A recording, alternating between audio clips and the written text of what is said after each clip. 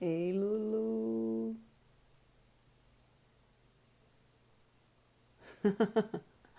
Eu não vou saber. Oi, sua linda.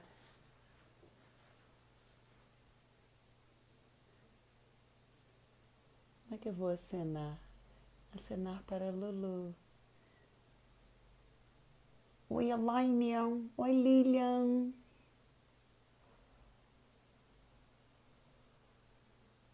Esses comentários me deixam loucas. Vou ter que ficar de fone. Vocês estão me ouvindo? Tá tudo bem com o áudio?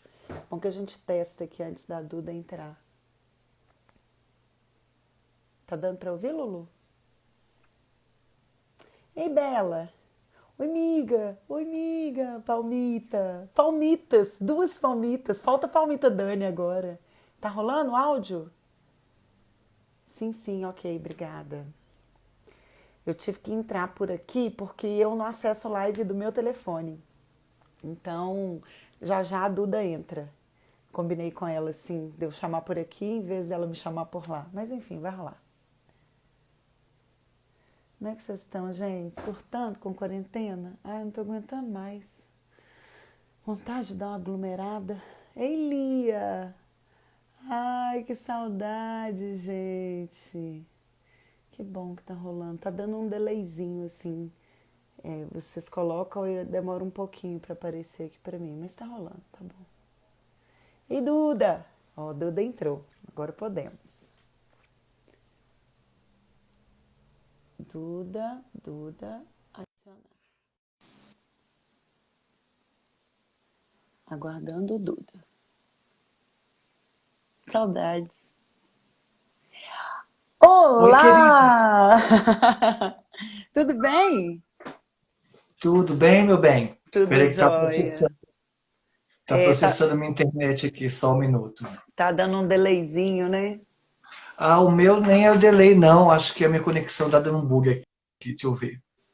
Você tá me ouvindo e me vendo bem? Tô super bem, tá super rolando.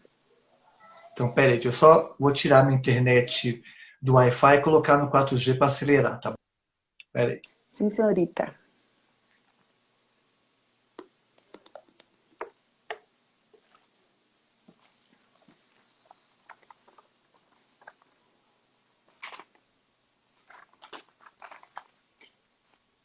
Bom que a galera vai entrando. Mari. Ficou Rolou? bom. Ficou, peraí. Não, eu vou sair e vou entrar de novo, tá bom? Deixa eu te convidar, pode ser? Oi? Eu te convido. Sai que eu te convido. Então agora deu para ouvir, só que tô te ouvindo, pode falar. Rolou? Rolou então? Podemos? Então eu vou fazer o seguinte, eu vou sair, vou deixar só você aí, você fala pra mim que eu sigo suas orientações que eu tô te vendo, tá bom? Deixa eu só Tá sair bom. daqui. Deixa eu adicionar aqui Duda. Ai, gente, sempre tem falhinhas técnicas, né? Mas a gente dá um jeito. E agora?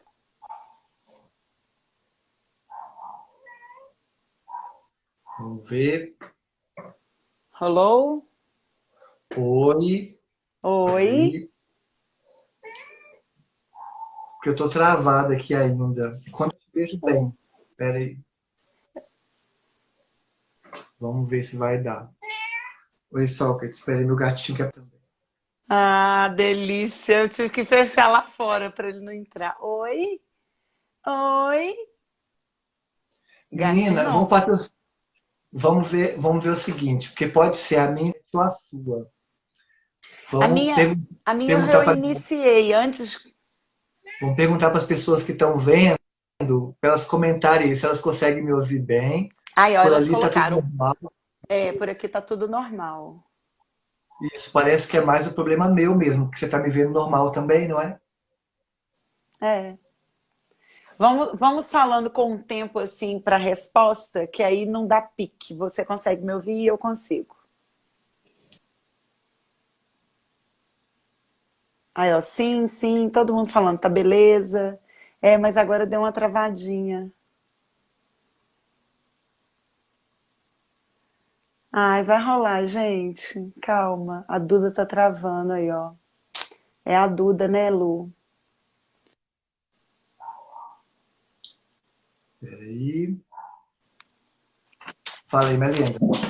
Sim, dá pra ouvir Agora- vocês. Eu tô ok, tô te ouvindo bem agora. Então, boa noite.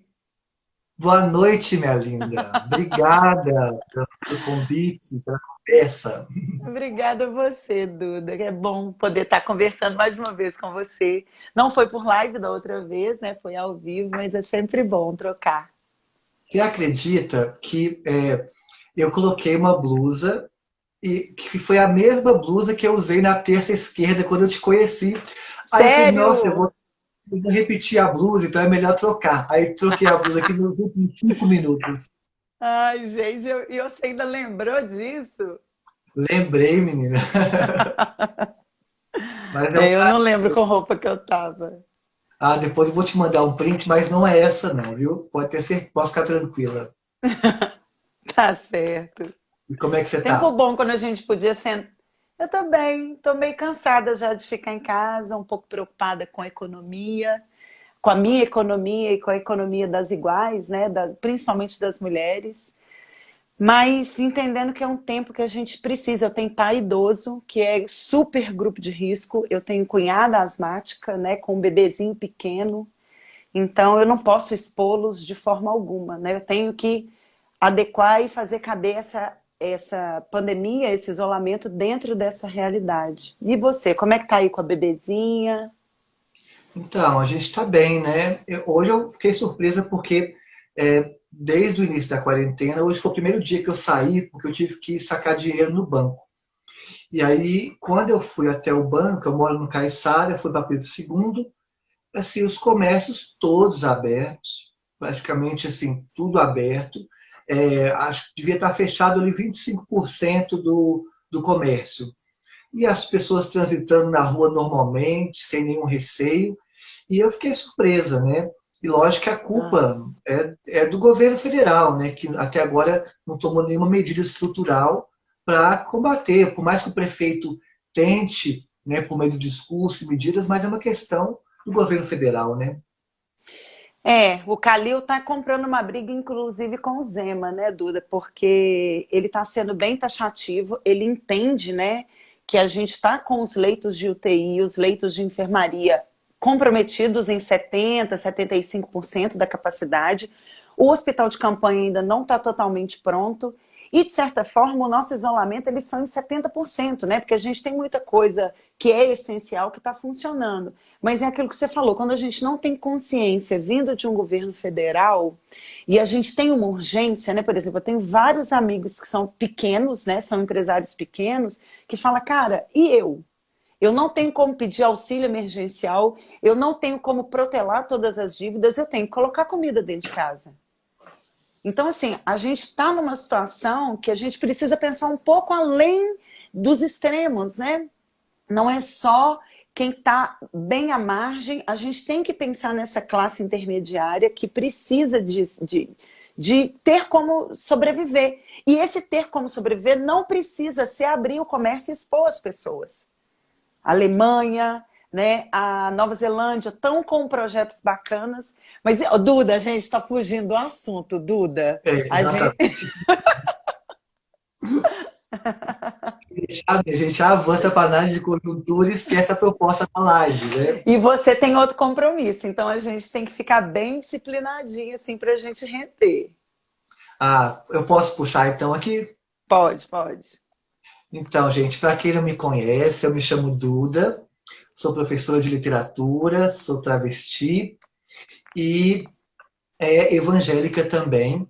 É, a proposta dessa live é a gente conversar um pouco sobre religiosidade, espiritualidade e política. E eu estava querendo fazer esse evento presencialmente há um bom tempo, e com esse contexto de isolamento não ficou possível, mas aí eu lembrei, bom, já que está na moda essas lives, né, e muita gente querendo consumir conteúdo bacana, falei, bora fazer isso virtual. E aí eu pensei em você, Bebel, pela admiração que eu tenho pela sua luta, Ah, ouvir suas falas em algumas situações, assim, então é um prazer estar aqui. E a ideia, como é discutir um pouco sobre essa questão de política e religião, eu vou começar aqui falando um pouco como foi a minha experiência, né, religiosa, a minha vida religiosa, para desembocar onde eu estou hoje. Eu fui, quando eu nasci, eu fui batizada na Igreja Católica, e a minha família é muito sincrética, assim, é um sincretismo religioso muito grande. Porque a família por parte de mãe e por parte de pai são evangélicas. Porém, meu pai e minha mãe são espíritas. Mas a minha mãe já transitou por várias religiões, já foi da Umbanda, kardecismo, religião, né, ligado à questão da cultura cigana. Minha mãe transita por várias religiões. Mas nunca me obrigou a participar de nenhuma religião. E na minha infância e adolescência, a palavra religião me soava muito mal, porque era uma palavra que estava associada a algo belicoso, a briga, porque sempre quando tinha briga de família, essa briga tinha como pivô questões religiosas. O almoço de família de domingo à tarde tinha treta ligada à questão religiosa, nossa. justamente porque a família é com um sincretismo muito grande, cada um bebe num campo da religiosidade e acabava virando um estopim. Então, sempre busquei me distanciar. E aí, já na adolescência, eu comecei a frequentar a igreja católica, porque eu tinha uma namorada que era católica e muito praticante, com uma fé muito aflorada. Então, fiquei ali 5 anos no catolicismo. Depois desse período, me distanciei, entrei na faculdade, não tinha muito mais tempo para praticar, pôr em prática a minha fé, e também não tinha essa necessidade de fazê-lo.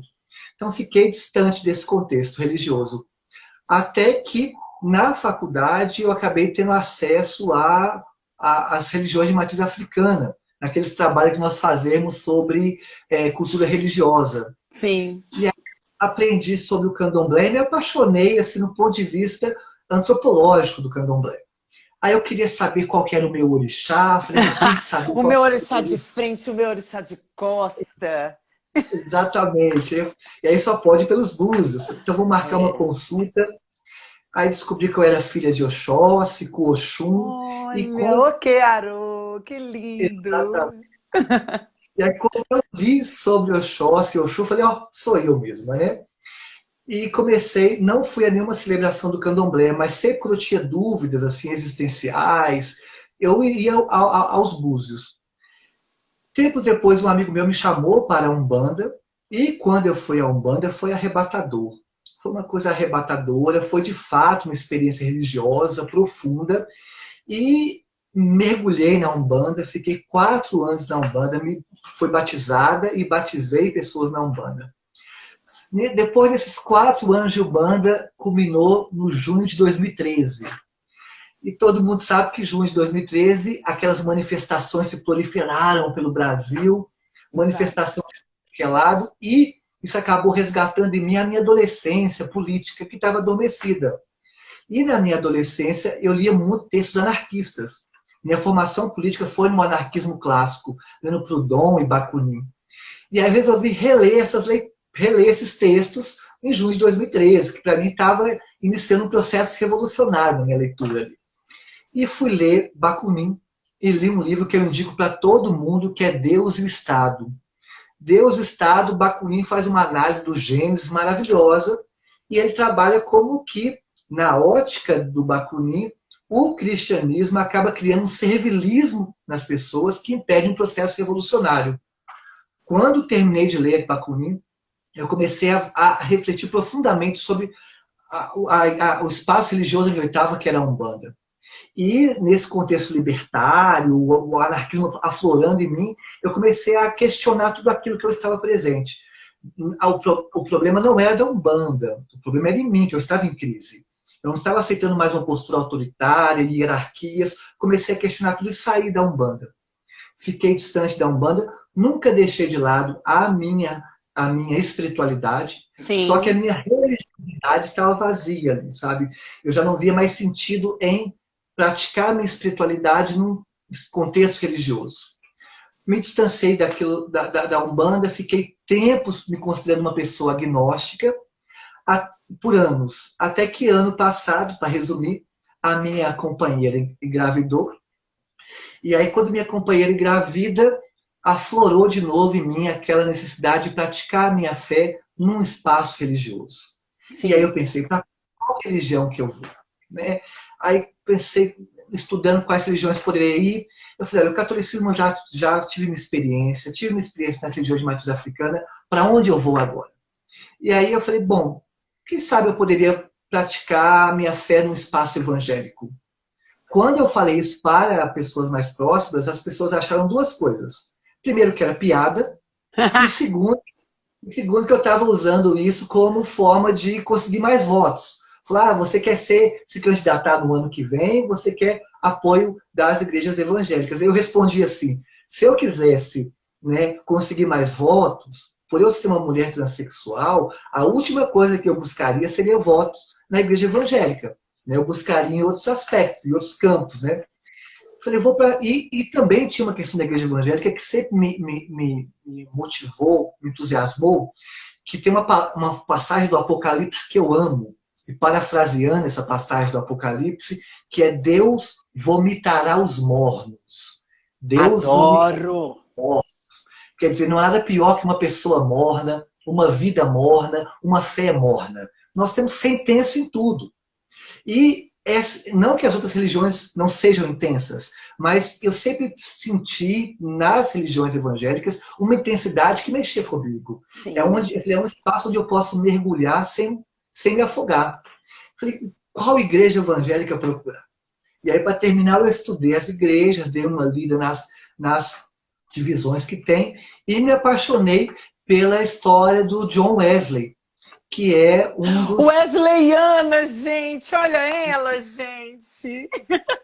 Aí me apaixonei e falei, gente, é isso. Porque, para quem não sabe, o Wesley ele foi, né, um dos fundadores do metodismo, da igreja metodista. E ele tinha a ideia, que isso que me motivou, que o metodismo não fosse apenas uma igreja, Sim. mas também um movimento social que buscasse justiça social. Nossa, E, lindo. e essa justiça social teria como pilar a educação. Teve ele e o irmão dele preocupação em criar escolas para os mais pobres. As igrejas metodistas têm uma ligação muito grande com a educação. E eu sou professora, né? Adoro a educação popular.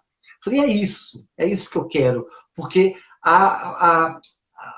além de ter essa pegada social, né?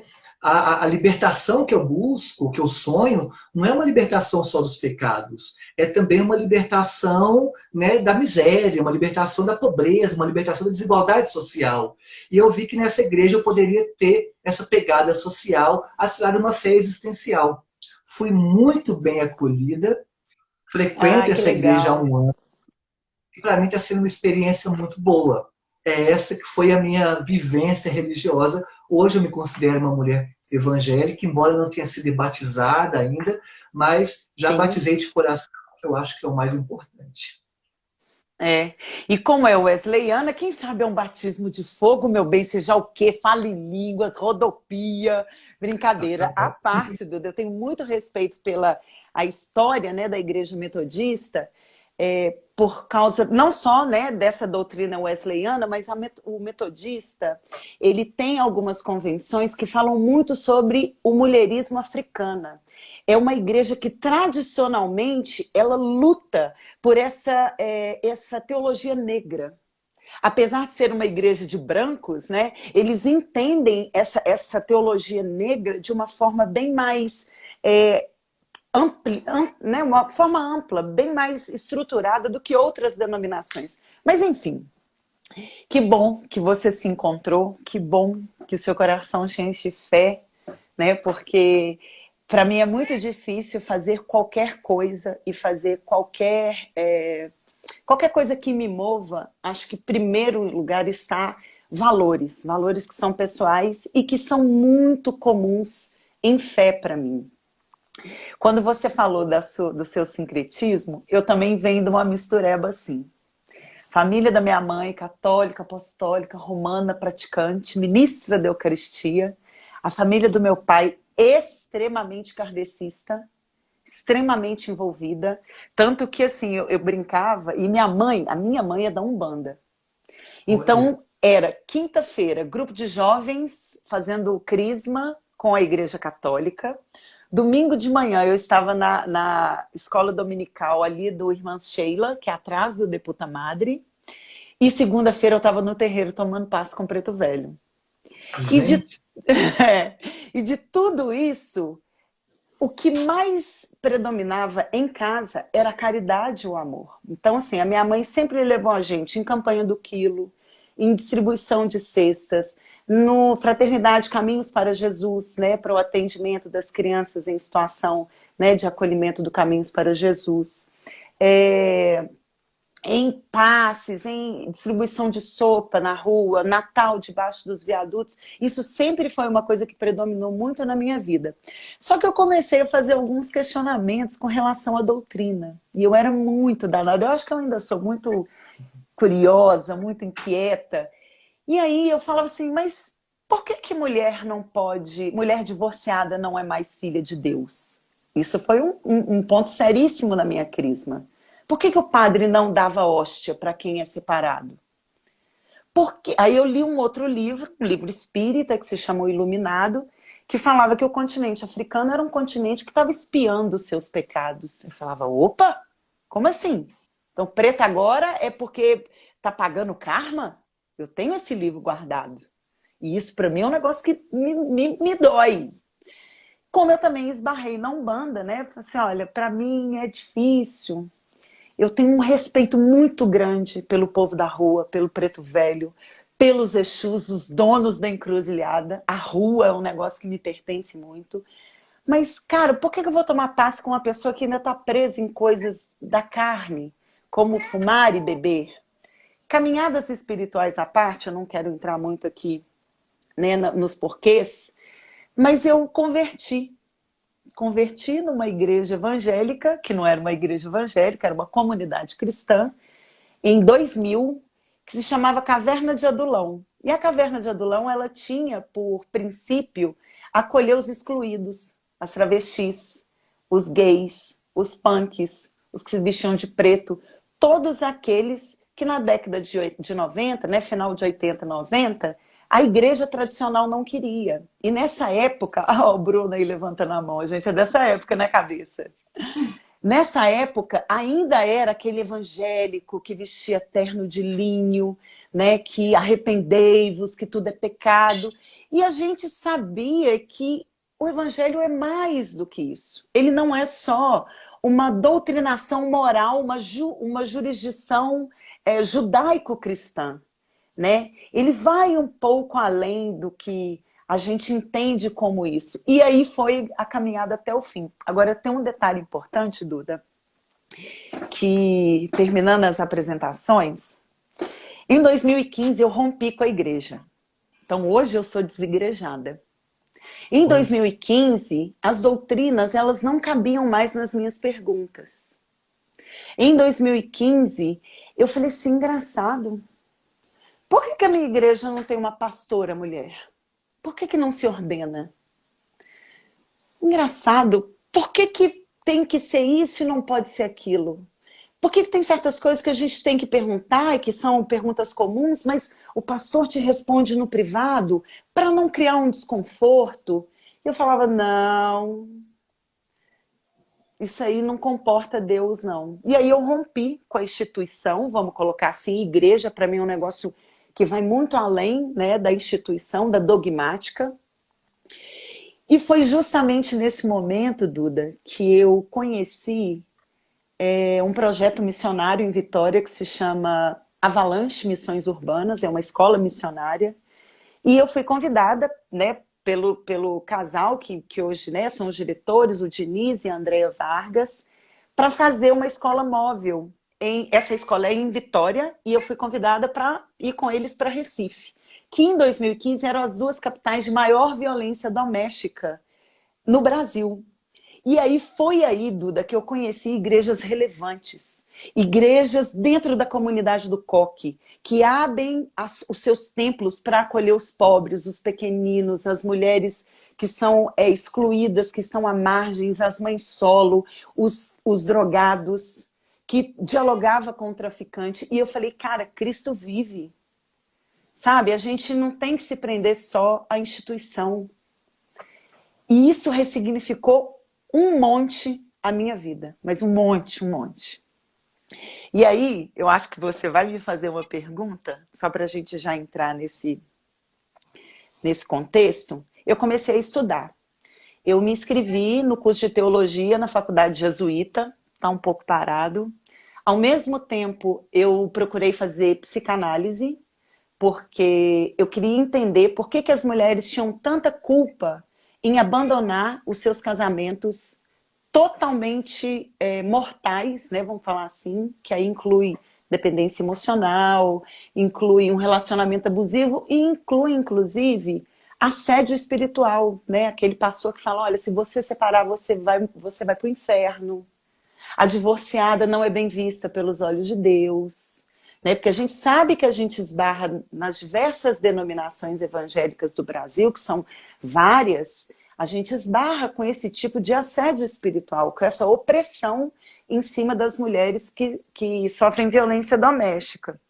E aí eu conheci, entre diversas andanças, a EIG. A EIG é as Evangélicas pela Igualdade de Gênero. É um coletivo, né? É uma rede, na verdade, que se articula no Brasil inteiro e que tem o propósito de acolher mulheres evangélicas em situação de violência. Não é uma casa, não é uma casa-abrigo, não é um aparelho do governo, mas são várias mulheres que se veem dentro de suas comunidades de fé e que querem, lutam, brigam, dialogam, propõem, articulam, acolhem mulheres que precisam de equidade de gênero, homens e mulheres. Através de grupo de oração, psicólogas. Muitas vezes a gente acolhe para tirar elas daquela situação do ambiente doméstico que é bem violento, mas aí a gente faz essa ponte, por exemplo, aqui a gente tem uma parceria boa com a Casa Bem-vinda, né? A Casa Bem-vinda sempre falando, entendendo, e é uma coisa que eu também já tive muito com as meninas da Tina Martins. Às vezes a denúncia não é a principal solução, não é a primeira, né? A gente precisa fazer uma rede ali de proteção e acolhimento daquela mulher. E esse diálogo, muitas vezes, para a mulher evangélica, ele é difícil. Uma mulher evangélica de periferia, que hoje, né, os estudos foram levantados, são quase 68% da população evangélica no Brasil, são mulheres pretas de periferia. Essas mulheres não sabem o que é patriarcado. Você fala, não, mas a gente tem que lutar contra o patriarcado. Ela falou, minha filha, eu não sei o que é isso. Muitas dessas são aquelas tiazinhas do coque que falam, olha, é joelho no chão e filho de pé. É aquelas que vão vencer pela oração. Então, assim, a gente tem que ser voz para tirar essas meninas de alguma forma, essas mulheres e meninas, eu quero colocar meninas aqui também, porque existe um imaginário evangélico de que a menina tem que casar virgem, ela não pode se tocar, ela não sabe descobrir prazer por ela tem que se submeter a um casamento, porque aquilo é a vontade de Deus na vida dela, e tudo isso fomenta opressão. Tudo isso, né, é um enredo, um engodo ali para manter as mulheres nessa situação de violência. Menina, que trabalho maravilhoso que é feito por vocês, né? Duda, seja bem-vinda. Estou te dando um abraço aqui agora, porque nós vamos precisar muito de você nessa luta. Já estão falando aqui, ó. Duda prefeita, já estão falando. É um prazer participar. Eu ouvi sua fala, foi no 8 de março. Foi você que subiu no trio, não foi? E a Raquel. Porque eu estava indo embora, porque eu tinha que vir cuidar da Sol, e aí eu escutei a fala do trio, das evangélicas pela igualdade de gênero. Então, não sei se a fala veio de você ou de sua colega. Então, mas foi assim de um peso. E eu falei, é essa a fala. Porque, não sei, tá, lógico também, porque por eu estar agora, né, conhecendo o universo das igrejas evangélicas, mas teve uma sintonia com o que eu penso, porque é justamente esse espaço, essa ideia de rivalizar espaços mesmo, rivalizar narrativas, né? Porque tem no imaginário, né, a imagem hegemônica que nós temos, né, na sociedade dos evangélicos está muito atrelada à bancada evangélica, que é uma bancada Sim, antidemocrática, uma bancada racista, uma bancada autoritária, né, uma bancada que não está ligada aos direitos, né, da população LGBT, da população indígena, da população negra. Quer dizer, é uma bancada que se estabelece na busca pelo poder, exclusivamente. E aí fica no exatamente. imaginário essa ideia hegemônica de que todos os evangélicos são iguais, que é algo, né, que tem uma perspectiva só, sendo que é uma pluralidade no universo evangélico. Né? E Sim. quando eu conheci, né, as evangélicas pela igualdade de gênero, eu falei, poxa, como assim, né? Me colocou em choque com tudo aquilo que eu tinha de narrativa que vinha de fora. E como que vocês estão, por exemplo, nesse contexto de pandemia, que aumentou muito a violência doméstica, e não contra as mulheres, mas não só contra as mulheres, mas também contra a população LGBT. Só que não há números, né, divulgados sobre a população LGBT. Mas óbvio que aumentou a violência, até porque, né, os pais preconceituosos vão lidar diretamente com essa população que ficava fora de casa. E como é que está a demanda Deixa agora de pra mim. mulheres que estão violentadas? Tem muitas mulheres procurando. Como que elas fazem para procurar vocês? Então, pelas redes sociais, né? Pode me chamar, mas nós temos o Instagram e no Facebook, é, Evangélicas pela Igualdade de Gênero no Facebook e no Instagram Mulheres EIG, EIG, né? Evangélicas pela Igualdade de Gênero. E assim, é super bem-vindo. Até assim, domingo que vem, agora, dia 10, tem culto Hoje. online. E nós estamos estudando as mulheres joaninas, né, que são as mulheres do Evangelho de João, que, ai, cara, desculpa, gente, sou muito desbocada. É fodástico, Duda. Entender, tem uma pessoinha que eu quero citar ela aqui, que enche meu coração de orgulho, que é a Karen Colares. A Karen, ela estuda teologia feminista. Por que que a gente não consegue pensar as escrituras com um olhar feminino? Tudo bem, nós não vamos entrar no critério de que só homens eram educados, só homens sabiam ler e escrever, mas a gente não pode anular as mulheres da participação das escrituras e o peso que isso tem, né? Por que que Jesus ressurreto se revelou a Maria Madalena? Quem é que ia dar moral para uma mulher, cara? Naquela época, no século I. Enfim, a gente poderia aqui. Ah, Esther, Ana Esther também gostaria de citar. Ana Esther, que não está no Sim, sim. Brasil, maravilhosérrima. Mas assim, Ela está nós. onde? Ana Esther está onde? Você está onde? Eu não sei falar o estado que você está, não, Ana. Está nos Estados Unidos. Casadíssima, casadíssima. Não, e Ana Esther, cara, foi ordenada reverenda lá na Fraternidade Caimã, que é de Umbandaime. Mulher que me mata de orgulho. Ah, eu esqueci de citar uma coisa, Duda, antes da gente voltar para a pandemia e para as redes sociais. Eu também faço parte do Comitê Estadual de Respeito à Diversidade Religiosa, Missouri, que a Anistéria está.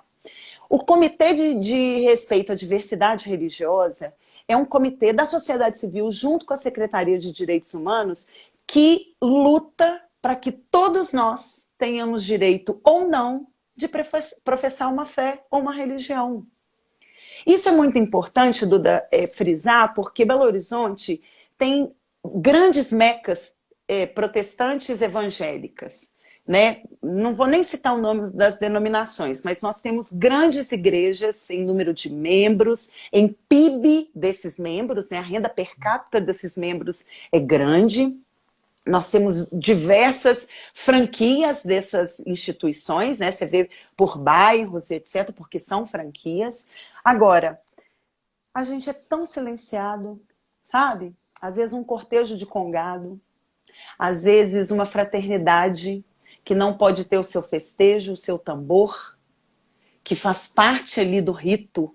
Por que a gente não pode deixar com que o outro expresse a sua fé? Porque nós demonizamos a fé do outro? Quem somos nós? Quem somos nós? E tem um princípio bíblico que deve ser respeitado disso, que é: Jesus nos chamou para a liberdade. Então, se eu prezo por essa liberdade, por que eu vou cercear a liberdade do outro? E aí, voltando para o nosso contexto, né, de pandemia e de mulheres, a gente tem tentado fazer uma estrutura, existem mecanismos sendo flexibilizados, denúncias virtuais, o 180 e o 190. Gostaria também, até aproveitando sobre denúncia, a EIG anda bem próximo ao PVD-MG, que é uma companhia independente de prevenção à violência doméstica, hoje sob o comando da Tenente Coronel Cleide. Cleide, Bruna, Dani, beijo pra vocês são foda, mulherada. E as delegadas, né, da DECRIM, Larissa Mascote, a Ana Paula, que são delegadas, né, da Delegacia de Mulher. Cara, é muita coisa. E uma evangélica, Duda, para ela chegar numa delegacia e prestar uma queixa, ela já sofreu violência demais. Ela já sofreu medo de exclusão da sua comunidade de fé.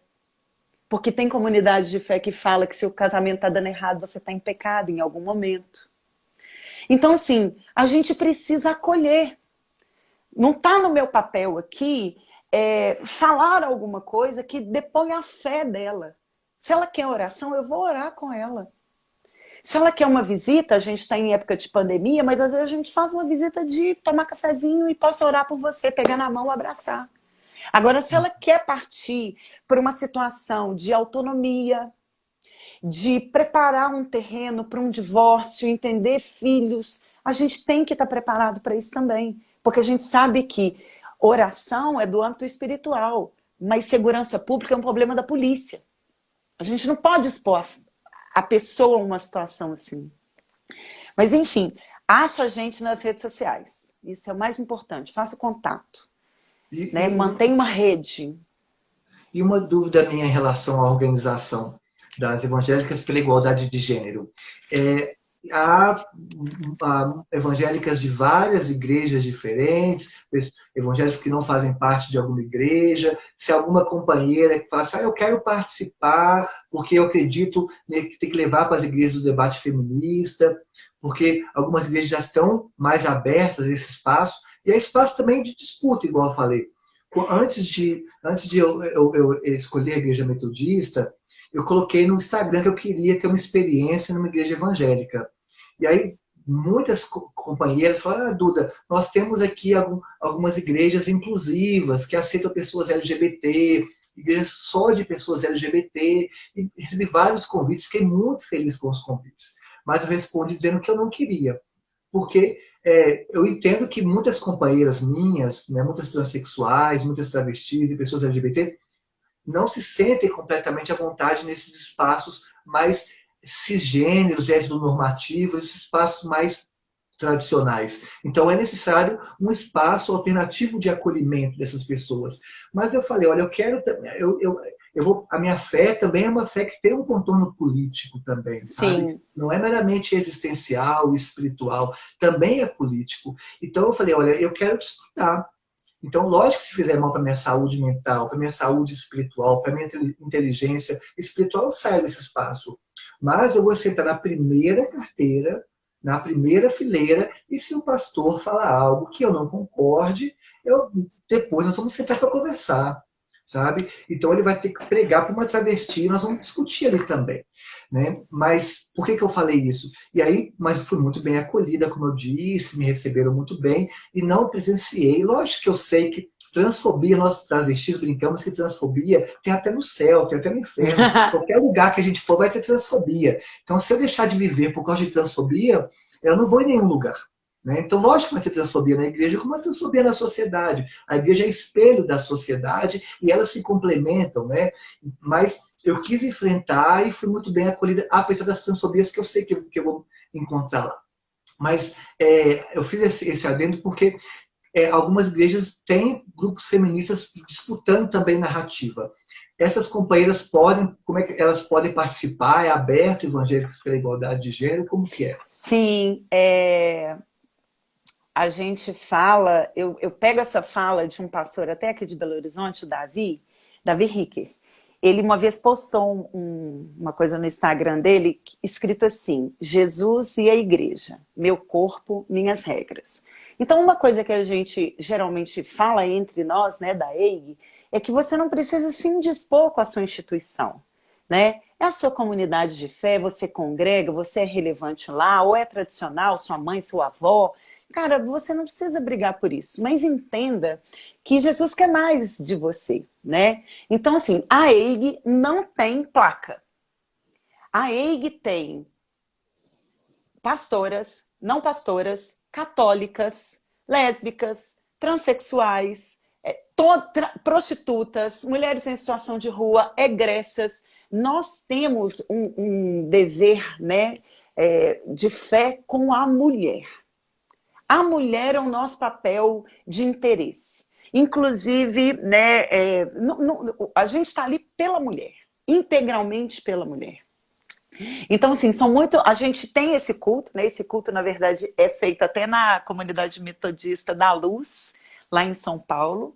E aí, elas já estudavam uma forma de compartilhar esse culto, né, para os demais estados. Domingo agora vai ter, todas convidadas, todas e todes, se vocês quiserem, para entender mesmo. É uma liturgia, um culto normal. E como não é um espaço físico, nós ainda não temos esse encontro aqui em Belo Horizonte por causa de agendas, né, múltiplas. Mas até a Leilane, que é a coordenadora da EIG aqui em Belo Horizonte, ela colocou aqui nos comentários, né, as nossas páginas. É interessante você fazer contato, porque às vezes você fala assim, olha, eu tenho a minha comunidade de fé e eu queria organizar um bate-papo com mulheres. Eu fui convidada, Duda, para participar de um bate-papo na igreja presbiteriana. Gente, Sobre machismo na igreja. Eu falei, eita caralho, o que eu vou falar, cara? A igreja presbiteriana não tem mulher, não tem pastora. O que eu vou... E o pastor levantou um bolão para mim, que ele falou de aborto. Eu falei, pastor, você não é agora. louco, cara. Você não fala isso comigo, não. Mas, enfim, foi lindo. A comunidade, a APU, né, que é aquela ali no Barro Preto, Pastor Jorge, beijo para vocês todos, né? Flavinha, que é a nossa ponte lá, super bem, de bem com isso, né? De falar assim, olha, o ser humano, na sua integralidade, ele é nosso interesse, né? Doutrinas à parte, porque realmente tem doutrina que fala, olha, isso aqui não pode, isso aqui pode. Nós não vamos questionar, é doutrina. É a mesma coisa, né? Se a gente for... Claro que não é a mesma coisa, mas usando um paralelo aqui, né? Um exemplo de Umbanda e Candomblé, tem coisas que tem na Umbanda e tem coisas que tem no Candomblé. Não dá para misturar. Então, fala, onde se sente melhor? É nesse terreiro aqui? É nessa casa aqui? É com esse pai aqui? É com essa mãe aqui? Fica à vontade, irmão. Né? Eu acho, os meninos brigam comigo, mas eu acho que tudo leva no mesmo caminho e no final nós vamos ver um Jesus lá e falar, viado, você tá aqui, cara. Eu acho que no final vai dar um bom assim, mas deixa o tempo dizer. Eu sou adepto daquela frase do Dalai Lama. Perguntaram para o Dalai Lama qual que é a melhor igreja, a melhor religião. E ele respondeu que a melhor religião é aquela que te faz uma pessoa melhor. E eu busco isso, sabe? Eu vivencio bastante isso. Eu quero estar num espaço que me faça crescer existencial e espiritualmente, né? A melhor igreja é aquela que te faz uma pessoa melhor. Já, Pode já, falar? pode completar, pode ir. Não, eu estava consertando aqui na cadeira. E já que você tocou nessa questão, né, da diversidade também, que é um tabu nas igrejas em geral, ano passado, eu fui na parada LGBT aqui de BH, e na parada tinha muitas igrejas que apareceram convidando as pessoas para participar dos cultos. Um setor da militância LGBT não gostou, e eu entendo o motivo de não gostar. Outros setores gostaram. Eu, particularmente, falei, eu acho legal, porque está criando uma ponte. Eu sou a pessoa que sempre busca ponte, não muro. E se está aberto, nós temos que fazer presente os nossos corpos, as nossas identidades, e mostrarmos que somos diversos. Porque enquanto nós estivermos ausentes desses espaços, né, esses espaços vão perpetuar preconceitos e LGBTfobia e violências simbólicas contra a gente. Sim. Estando presente, alarga um pouco mais o processo democrático, que é a visão das pessoas. E na parada LGBT, né, eu sempre participo, mas nunca fui, né, na Marcha para Jesus. E eu vejo algumas aproximações, alguns distanciamentos, lógico, guardadas imensas proporções, assim, sabe? Por exemplo, falando especificamente da parada LGBT, eu tenho muitas críticas, né, na falta de politização da parada em si. É lógico que as pessoas falam, mas a parada é um espaço de pegação, né, de pessoas LGBT se beijarem, mas pessoas LGBT se beijarem em público é um ato político, né? É extremamente político. Né? O afeto LGBT em público, o amor LGBT é uma coisa política. Eu não questiono a questão do afeto em si, das pessoas se beijarem em si. Eu questiono que acho que a parada podia ter uma pegada de debate sobre a sociedade que nós queremos, sabe, projeto de cidade, né, políticas públicas para as pessoas LGBTs, por exemplo. Né, eu não sei o valor exato, mas parece, né, que a parada LGBT de Belo Horizonte é destinado para ela R$100 mil, né, de 100 a 200 mil reais de dinheiro público. Um setor do movimento LGBT defende dinheiro público na parada LGBT. E eu sempre me posicionei contrário. Eu acho que a parada tem que ser feita sem dinheiro, porque nós somos do movimento social, nós já fizemos várias manifestações sem um centavo do dinheiro público, a gente na rua, sabe, pé no chão, sem trio elétrico, conseguimos chamar uma galera. Eu sou a favor que o dinheiro público seja utilizado na criação de políticas públicas. Do que adianta São Paulo gastar meio bilhão de reais, numa festa que vai durar 4 horas. E eu pergunto, qual a política pública séria para a população LGBT ter em São Paulo? Do que adianta Belo Horizonte gastar R$200 mil numa parada que vai durar 2 horas, 3 horas, e não há nenhum equipamento público para acolher as pessoas LGBT? Eu sou presidente de uma ONG chamada Transveste, e essa ONG oferece educação gratuita para pessoas transexuais e travestis. Em 2016, nós criamos a primeira casa de acolhimento de travestis em situação de rua. E para criar essa casa, nós gastávamos R$600 por mês. Quer dizer, com R$7 mil, no ano, nós recebemos mais de 20 pessoas travestis em situação de rua. Com Olha 7 isso, mil. velho. Se o Estado dá para a gente R$100 mil, a gente faz um processo completamente revolucionário em Belo Horizonte em relação à população LGBT, em relação às pessoas travestis e transexuais. Sim. Então, eu acho que esse debate tem que ser feito, assim. E quando eu vejo a Marcha para Jesus, eu nunca fui. Quero saber se você já foi e quais são as suas impressões sobre essa marcha, sabe? Duda, eu nunca fui. Eu nunca fui. Eu já participei de um movimento, uma única vez, que é um movimento que se chama Jesus Cura a Homofobia, encabeçado pelo pastor Zé Barbosa Júnior. Beijo para ele. Beijo, Zé.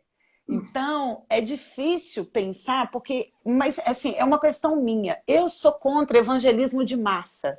Sempre fui. Para mim, é um ponto que eu acho que a conversão ela se dá no pessoal, no íntimo, na caminhada. Ela não é um evento, olha, eu vou te ler 4 coisinhas, e aí você repete, você aceita Jesus como o único, suficiente, salvador de sua vida. Cara, o cara vai falar assim, aceito, e agora? Agora você se fodeu, cara, porque era só isso mesmo, muito obrigada, passar bem.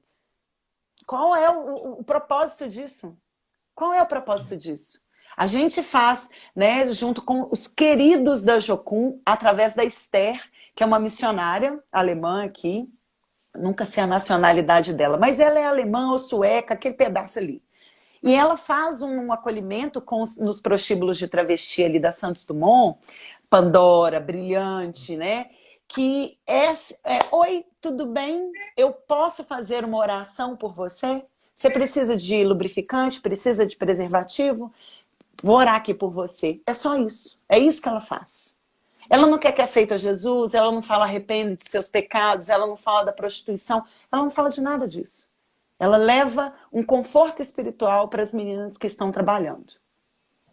Só. E aí você fala, marcha para Jesus é o quê? Quem que organiza? Com qual propósito? Aí fica aquela disputinha, né? Porque a gente sabe que agora foi liberado pelo governo de usar da Lei Rouanet para a Marcha para Jesus. Democraticamente, estamos falando, olha, se eu posso, você pode também. Só que esse tipo de doutrinação, que para mim não gera vida, não gera vida. Ele gera almas para dentro da igreja. Ele gera membros que vão contribuir ali com seus dízimos e com seus boletins. Caminhar com aquelas pessoas não vai ter, principalmente na Marcha para Jesus. Porque eu tenho certeza que vai falar assim, Jesus te ama, meu amigo, mas você tem que abandonar sua vida de pecado. Fala, não, meu amor, não estou em pecado não, eu amo, eu respeito, eu trabalho, eu pago imposto, eu não jogo lixo na rua, eu não furo sinal, eu não agrido as pessoas, eu não diminuo ninguém. Qual é o pecado que eu estou cometendo? Porque eu gosto de uma pessoa do mesmo sexo que eu? Desculpa. Então, ou seja, se a finalidade é essa, para mim ela é vã. Ela é super vã, da Marcha para Jesus. E aí eu concordo com a sua fala.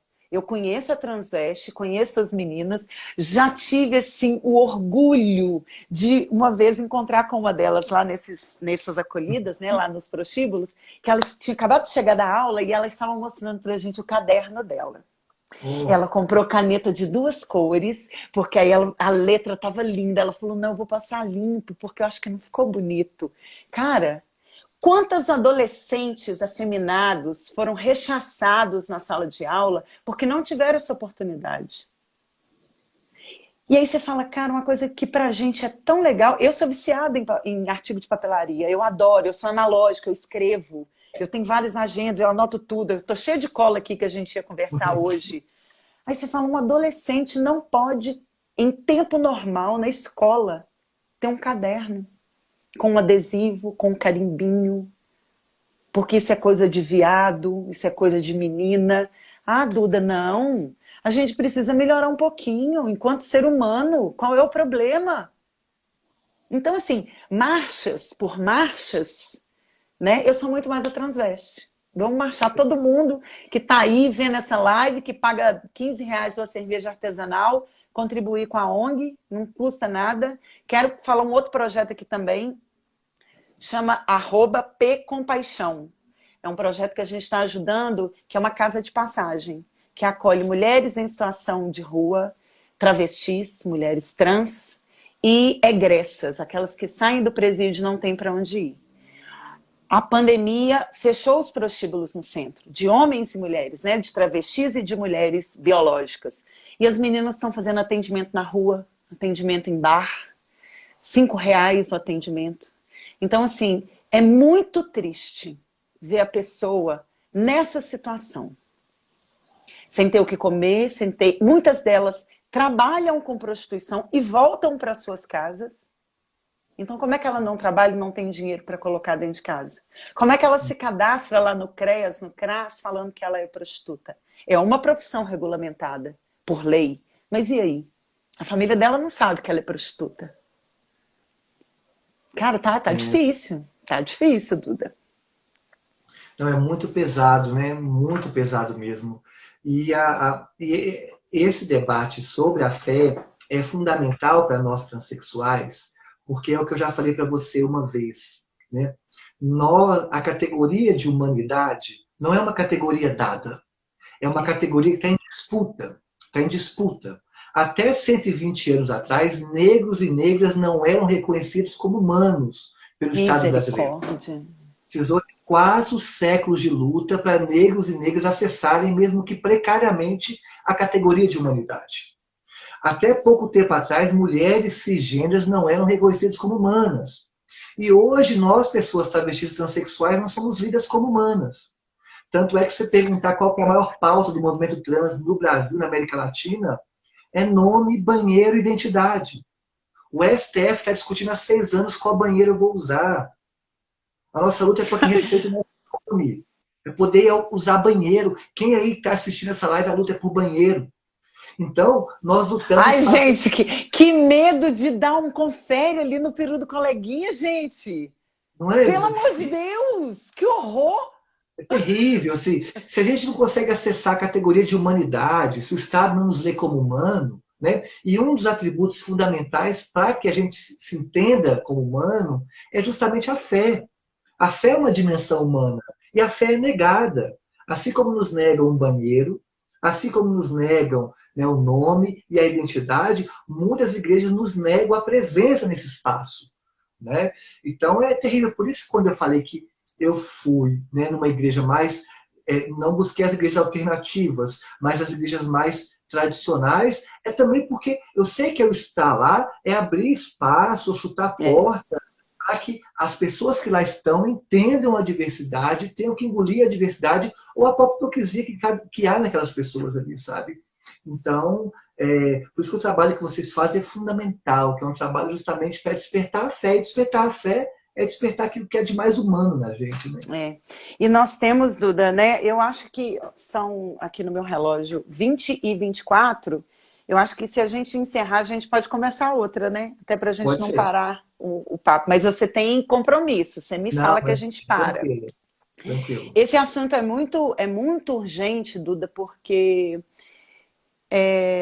não se tratam só de vidas. E aí, quando é engraçado, porque esse negócio da pandemia, eu queria até dar um oi para Ana Paula. Ana Paula é uma pastora negra, periférica de Ribeirão das Neves, que é da EIG junto com a gente. E Ana Paula faz atendimento para as mulheres lá nessa situação de pandemia. Cesta básica, né? Mulheres que trabalham na informalidade, a dificuldade que se tem de entrar e cadastrar, sabe? De pegar o aplicativo da Caixa, entrar e cadastrar. Mulheres, por exemplo, entre 40 e 45 anos, que já são avós, e elas são responsáveis pela criação dos seus filhos de 20 e pouco e desses seus netos de 10, né? Então, ou seja, é tão amplo que a gente não consegue... Ah, mas o governo está ajudando. Cara, não está chegando. Não está chegando real. Então, a gente precisa se mobilizar. E aí, essa mobilização é um negócio que ela me incomoda no seguinte sentido. Precisa partir do terceiro setor? Sim. Mas direito à educação, saúde, alimentação, segurança, transporte, teto, é previsto na Constituição. Então a gente não pode isentar o governo disso. A gente não pode aceitar desmontes nos direitos humanos, como foi feito, né, em janeiro de 2019, que eu fiz questão de ler a emenda, e falar assim, cara, tá errado. Eu não quero que a sociedade hétera cisgênera, falta 2 minutos para cair, que a sociedade hétera cisgênera engula, goela abaixo, a Duda, nem a Bebel. Não é isso. Mas a Duda e a Bebel são seres humanos e cidadãs como qualquer um. Então não se trata de engolir ou não engolir. Se você está incomodado, lide. Lide, vai para o consultório, tem psicólogo. Você vai tratar esse desconforto seu aí, querido. Tem alguma coisa aí que você pode investigar. Agora, nós somos cidadãos, co-cidadãos, todo mundo, vivemos no mesmo espaço público. E eu deveria ser contemplada nisso também. Nós temos, Duda, só um dado antes de cair, que realmente vai cair, que eu fiz questão de pegar esse dado aqui. O nosso Ministério da Mulher, da Família e dos Direitos Humanos, desde janeiro de 2019, usou 0,13% dos 394 milhões orçados para a pasta.